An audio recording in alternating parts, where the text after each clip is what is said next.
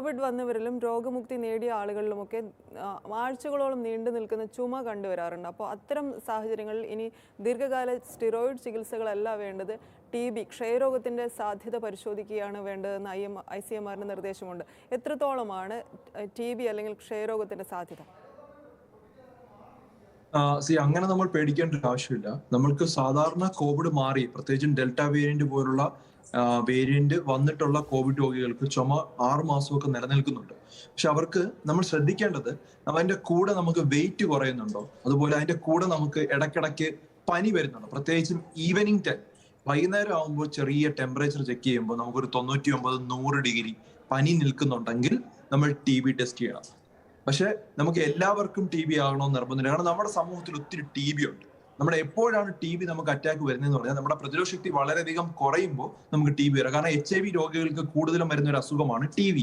അതുപോലെ കോവിഡ് വരുന്ന സമയത്ത് നമ്മുടെ കോവിഡ് വന്ന് നമ്മുടെ പ്രതിരോധ ശക്തി നല്ലോണം കുറയ്ക്കുന്ന ഒരു രോഗമാണ് കോവിഡ്. വരുന്ന സമയത്ത് നമ്മുടെ പ്രതിരോധ ശക്തി നല്ലോണം കുറയും. ആ സമയത്തൊക്കെ നമുക്ക് TB വരാനുള്ള സാധ്യതയുണ്ട്. പക്ഷെ അത് എന്ന് പറഞ്ഞ് ചുമ നിൽക്കുന്നവരെല്ലാവരും TB ആവണമെന്നില്ല.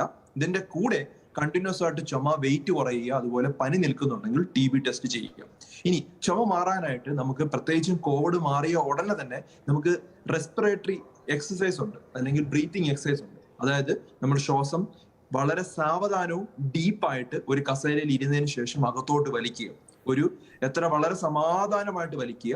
എന്നിട്ട് സമാധാനമായിട്ട് വാ വഴി ഒരു വിസിൽ ഊതുന്ന പോലെ പതുക്കെ ഊതിക്കളയുക. അങ്ങനെ ഒരു 3 പ്രാവശ്യം ചെയ്യുക. 4ാമത്തെ പ്രാവശ്യം ചെയ്യുന്ന സമയത്ത് ശ്വാസം വലിച്ചെടുത്ത് ഡീപ്പായിട്ട് എടുത്തതിന് ശേഷം ഹോൾഡ് ചെയ്യുക. എത്ര നേരം ഹോൾഡ് ചെയ്യാൻ പറ്റും അത്രയും നേരം ഹോൾഡ് ചെയ്യുക. ചിലവർക്ക് അത് 2 സെക്കൻഡേ പറ്റുള്ളൂ, ചിലവർക്ക് അത് 5 സെക്കൻഡ് പറ്റും, ചിലവർക്ക് 10 സെക്കൻഡ് പറ്റും.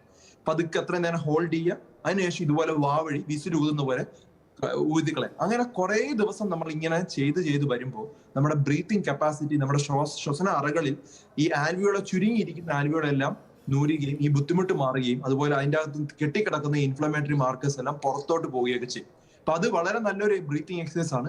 ഇത് ചെയ്തില്ലെങ്കിൽ നമുക്ക് ഇത് ഫൈബ്രോസിസ് ആവാൻ മാറാൻ സാധ്യതയുണ്ട്. അതുപോലെ തന്നെ സ്പൈറോമീറ്റർ എന്ന് പറഞ്ഞൊരു ഡിവൈസ് വാങ്ങിക്കാനായിട്ട് കിട്ടും, വളരെ വില കുറവാണ്. ആ ഒരു ബ്രീത്തിങ് എക്സസൈസ് ചെയ്ത് നമുക്ക് ആ ഒരു 3 ബോളുള്ള ഒരു എക്സസൈസ് ആണ്. അത് വെച്ച് ഊതിയാലും നമ്മുടെ ഈ ലങ്ങിന്റെ കപ്പാസിറ്റി പഴയതുപോലെ തിരിച്ചു കൊണ്ടുവരാനായിട്ട് പറ്റും. നമുക്ക് ചെയ്യാൻ പറ്റുന്ന ലെവല് ആദ്യം കണ്ടുപിടിക്കുക, പതുക്കെ അത് കൂട്ടി കൊണ്ടുവരണമെന്ന് മാത്രമല്ല, ആദ്യം തന്നെ ഹൈ ലെവലിലോട്ട് വരാതിരിക്കാൻ ശ്രദ്ധിക്കേണ്ടതാണ്.